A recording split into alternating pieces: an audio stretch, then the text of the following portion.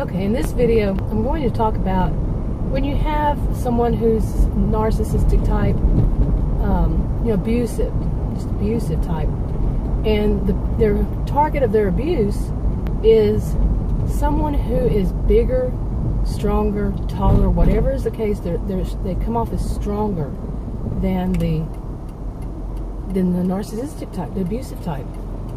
Okay, and I think that men can probably relate more to this than women, although I'm going to use myself as an example, and I'm a woman. I've always been a woman, female, always will be. But as I've said before, I call myself the gentle giant. Now I've shrunken as I got older. That happens. Gravity. But I'm not quite as tall anymore. Still, I come off as a strong person. Now, I'm going to add one to this, and that is about, part of it is when that person is abusive toward you, what happens, and you're the bigger, stronger person, and you're the empath, as they call them these days, and what you can't do in any way. Here's the other one. The other one is you can't cry, okay? I can relate to men and the problem with, they're sad and everything over something, and it could be in a relationship, and they want to cry, and because they're big and strong, if they are big and strong, people look at them like they've just committed the worst crime. Like, you're big and strong, you should be able to take care of yourself, and you shouldn't cry, you shouldn't have those emotions. That's something that needs to change, seriously. Because both men and women should, feel free to cry, to release that emotion, to feel their emotions and not have to hold them all in. That's not good. There's extremes in everything, and, this is just my opinion. But overall, that's not good. Okay, to have somebody, to tell somebody they can't express an emotion or express, or they can't cry. Okay, now this type, like me, the gentle giant, we're hit with a double whammy. Okay, well, I'm triple here, so with being female in some ways, but you like I was saying, you have someone who is the narcissistic abusive type. And this has happened to me, and I got it many years ago, but I had it verified by police officers, not just one, that person, in my situation, there was a woman, she was a tiny woman, had a baby, a premature child, and she was abusive toward me. Okay, and I was helping her out.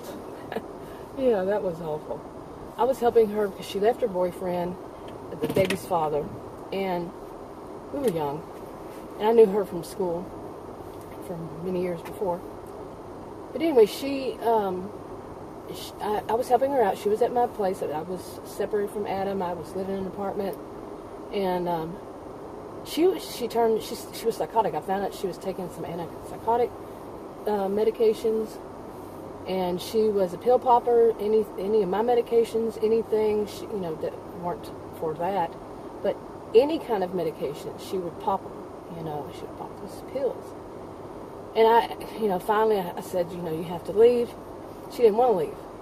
So I left the home, got pretty angry. She wouldn't leave. She was so abusive, verbally. And I called the police. Okay, this was probably like 20 years ago or so I don't remember all the details. But basically, I called the police, and I met them outside, and they went through some things telling me how I would have to have her evicted, especially since she had a baby with her. And, that was her home, even though it was mine. And, she wasn't on the lease. It was my home. It was my apartment. She, because of her child and because of the situation that she was in, that this was her home now, that I would have to leave the apartment. Okay, if I couldn't go back and get along with her. Yeah, think about that. Okay, and as it went, one police officer went to talk to her, one went, talk to me outside of the, I was at the manager's office. And he told me, he said that because of our size, he had seen her too. Our size difference, she was a tiny woman, she was anorexic, she was bulimic. I'm pretty sure. That because of our size difference, that I would be if something happened, like if we got into a physical altercation, I think is what they call it, that I would be the one arrested because of the size difference. Now imagine this. This is my home.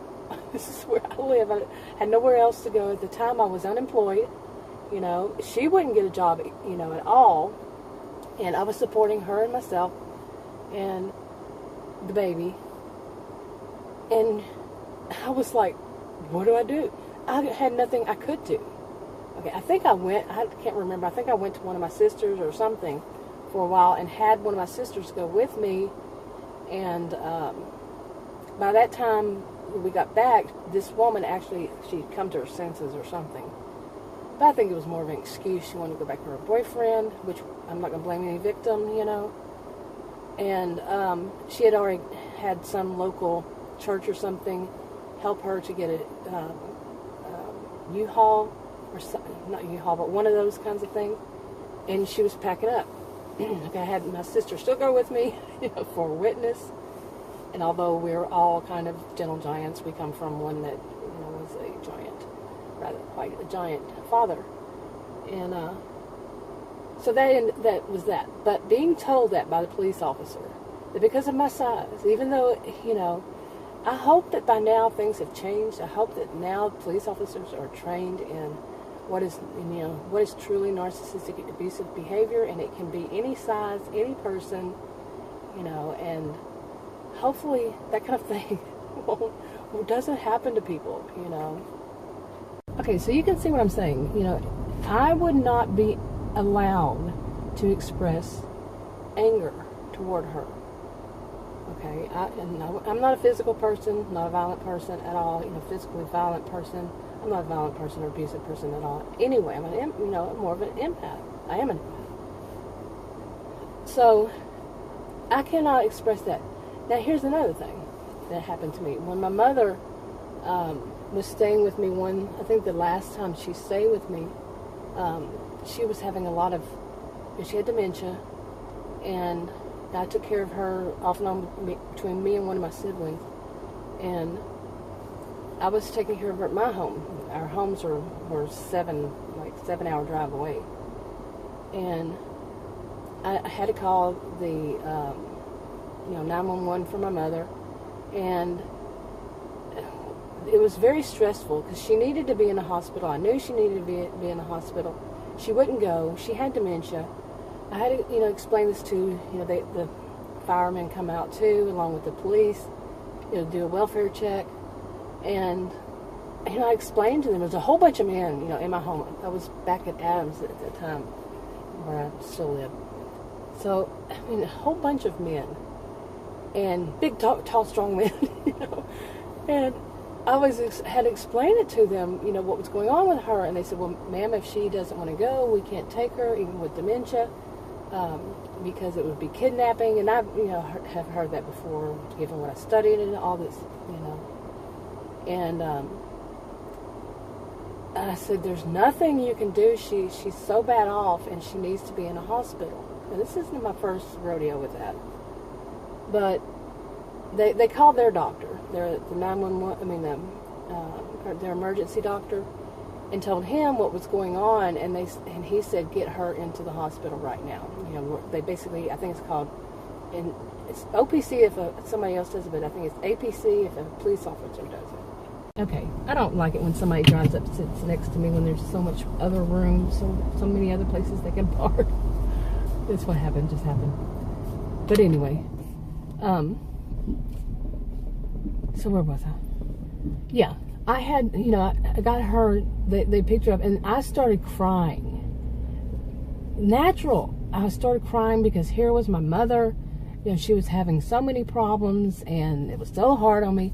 I started crying, and they all look at me like I have just committed a crime. Seriously. Because I'm crying about my mother. Really. Now, we all know that, an example of each does not make it the full case, but these are just representative of what I've experienced in my life.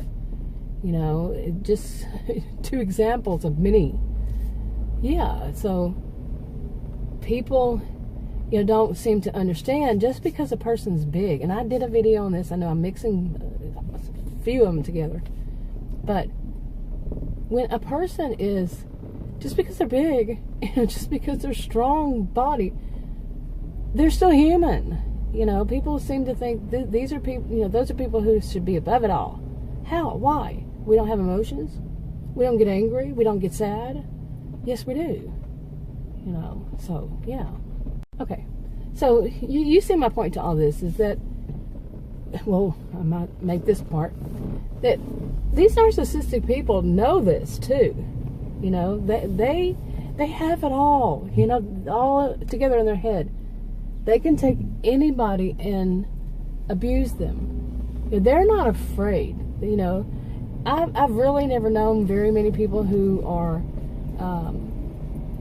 big, strong-bodied people, tall, whatever is the case, that they look strong, who are really abusive. I haven't really. Here and there, yeah, but overall, no. My experience being a strong-bodied woman is that it's often the weaker ones, the weaker-bodied. I don't like that word, weaker, but you get it. It's the ones that are more fragile, I guess you could say. Yeah, and they know how to work it. They do. Okay. Anyway, that's enough for this video for now. I was going to go walk again. I came here today, like yesterday, and there is somebody, this man, sitting in his car, and it just does not feel safe. Didn't feel safe yesterday, doesn't feel safe today, and there's no reason for him to sit there. Yesterday, I didn't mention it. I said something in a video, but it was an hour and a half. I had left and came back, and he was still there. So he's back there this morning. This just doesn't feel right. Trust your gut. Anyway, if you want to subscribe to this channel, click the circle. If you want to watch another video on this channel, click one of the rectangles. If you want to share on your own social media, feel free to do so. And if you like, I'll talk to y'all in another video. Bye.